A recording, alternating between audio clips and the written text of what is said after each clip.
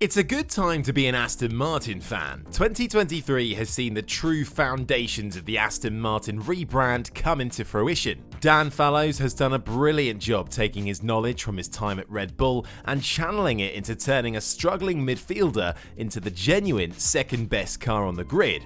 And Fernando Alonso has been exceptional in extracting the maximum out of the package. Fernando scored 6 podiums through 8 races, and the 2023 Canadian Grand Prix was arguably the best one so far. Overtaking and beating Lewis Hamilton on merit in the factory Mercedes, a strong car has proven that Alonso is still one of the best drivers on the grid today, a remarkable feat for a man celebrating his 42nd birthday this year, but it also leaves a very Canadian-shaped elephant in the room.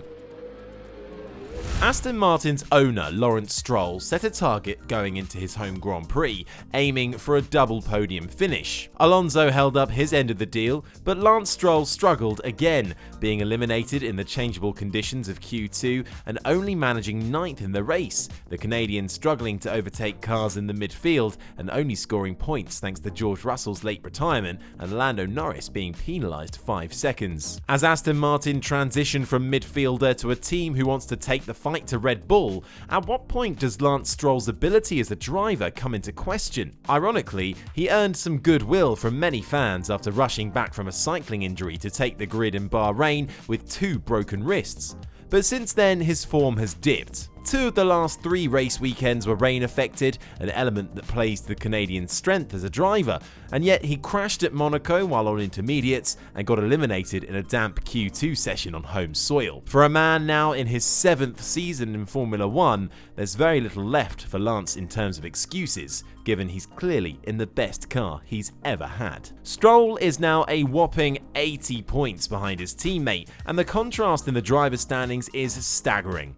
Fernando Alonso's driven so well he's putting pressure on Sergio Perez despite the Mexican being in a dominant Red Bull, while Lance is only 8 points ahead of Esteban Ocon, who's driving a much more inconsistent upper midfield car. If Canada was anything to go by, the upgrade package that Aston debuted was good enough to put them back in front of their factory rivals at Mercedes. They're in a genuine fight for second in the Constructors' Championship, but Stroll's poor season is clearly holding them back when you compare their driver lineup to the far more consistent lineups at Mercedes and Ferrari. George Russell crashed in Canada and hasn't replicated his Hamilton-beating 2022 form so far, but he's still 28 points ahead of Stroll, and probably the biggest reason why Aston Martin are sitting 3rd overall rather than 2nd. And there'll only be more pressure for Aston Martin as the months roll on. It was announced last month they'll be using Honda's new power units in 2026, Stroll making a clear statement of intent by paying yet more big money to work exclusively with the manufacturer that currently powers the reigning champion. But that pairing is still several years away. Fernando Alonso's driving as well as he ever has, but Father Time is undefeated, and it's hard to see if Alonso even still wants to drive at that point, let alone still be as good as he is if he's racing come the age of 45. We've not had a 45-year-old on the grid since Graham Hill in 1975. You have to start planning for the future, and Stroll hasn't shown enough yet to prove he can lead a top team. Furthermore, Honda made it pretty clear when their new engine partnership was announced that they want a Japanese driver representing them, with Yuki Tsunoda impressing in his 3rd season despite driving a poor AlphaTauri and Ayumu Iwasa in contention for the Formula 2 championship this year.